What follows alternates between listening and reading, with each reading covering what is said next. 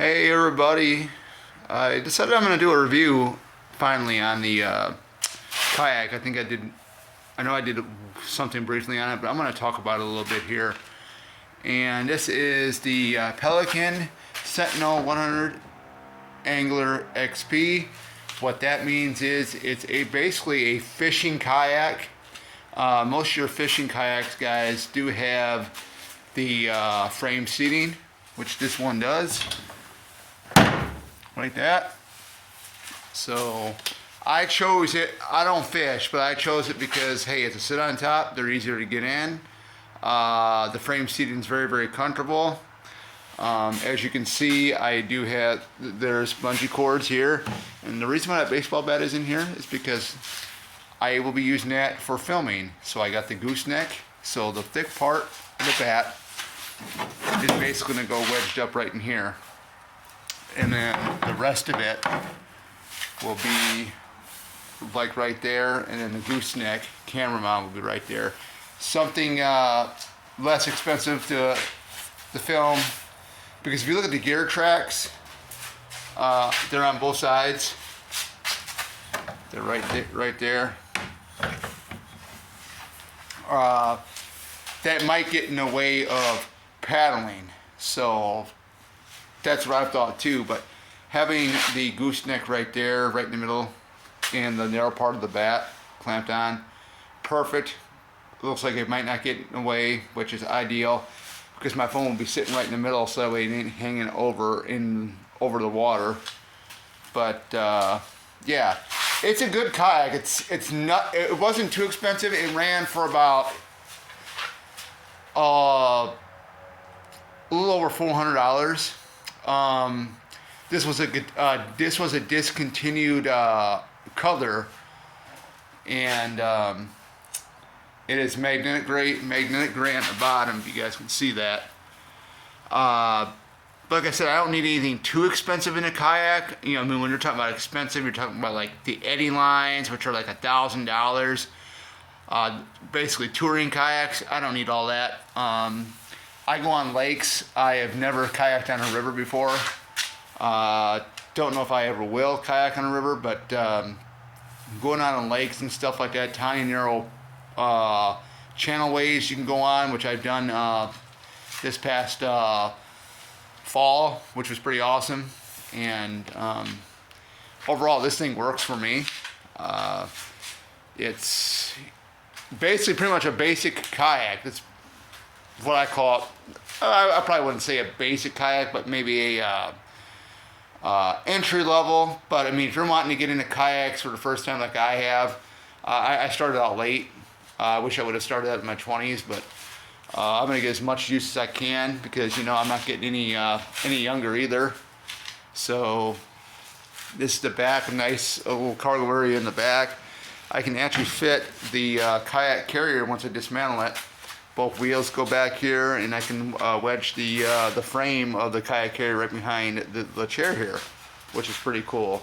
So a lot of room there. These are fishing pole holders. You can put like a camera mount back there too. They'll slide right in there. You know, we're gonna walk over here just a little bit. I kept the plastic that came in so I can keep it covered in the wintertime. So basically, you know, you got the decals, Pelican. Underneath the seat, there is a clip that clips. You see that bungee cord? And like right underneath there, there's like a, let me see if I can show it to you. There's a clip right there. See that? See that little clip right there? That'll clip into that right there. So that's pretty cool. And you got the scupper holes. And what those scupper holes do, if you're not familiar with kayaks or sit on top kayaks, is when water gets in, the waters will drain out through these scupper holes.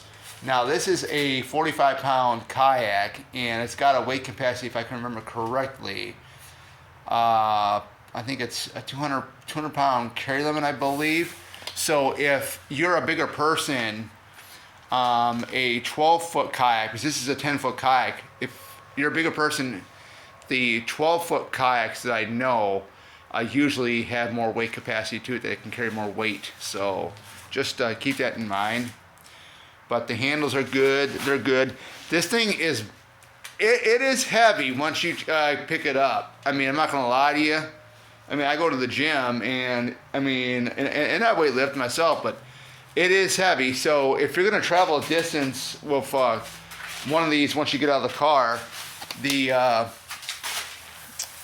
kayak carrier here is the ideal thing. So what you would do is it's got 4 straps. One has 2 of the straps have like the fasteners on them.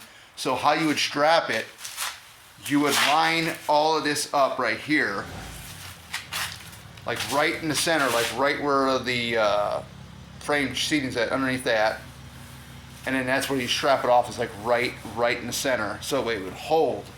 Now, when I first did it, I did it back here. I strapped it off in the back here, and that was a big mistake because the kayak slipped right out underneath the straps, and it landed on the ground. But you know, hey, you know, when you're a first time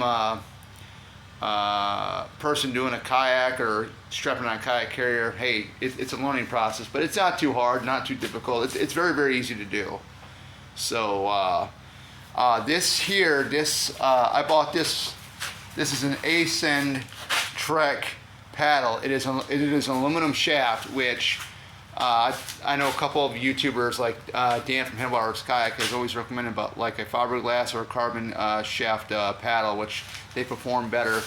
I'm in the process of hoping to get another paddle in the spring here that's either fiberglass or carbon shaft, and that'll be it for that. So yeah, so I mean, this paddle did great on the lakes when I was out there, and I had no complaints, you know, with anything. But once you get out on a lake or a river, man, you're gonna love it, every minute of it. You know, what can you say? Also, we got this. This is like a water plug. If water gets in here, so when I have it strapped on the top of my car, because I got a naked roof, which doesn't have like the crossbar attachments, so I got a crossbar that's for naked roofs. I would actually sit this thing up right side up, where the bottom's facing upward, and you strap it down with my NRS straps. But I would take this off so that way when I'm going down the road, I don't lose this plug. So yeah, that's another thing you want to keep in mind. Always look for the plugs too when you're strapping one of these things down to your car. Take the plugs off first and put them in like a cup holder inside your vehicle, if possible. But yeah, that's just about it, guys. I mean, it runs good. Now the traction on the water, it's a little, it doesn't stay all that straight. It does at some point. It depends on how you are sitting in the kayak, from what I've discovered, and how you paddle.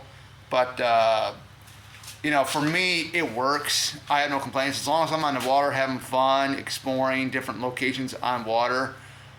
Just like I like to explore on land when I'm out, you know, nature hiking. This works perfect. I have no complaints. I love this kayak. It's definitely a great starting point for somebody who wants to get into them. I was thinking about getting a sit-inside kayak, but I heard if those things tip, they fill up with water, so there's no scuff or holes in them. So that means if it fills up with water, you have to get to shore and empty that thing out quick. But yeah, and plus they're a lot more challenging to get into, which I'm referring to as sit-inside kayaks are a lot more challenging to get into and out of.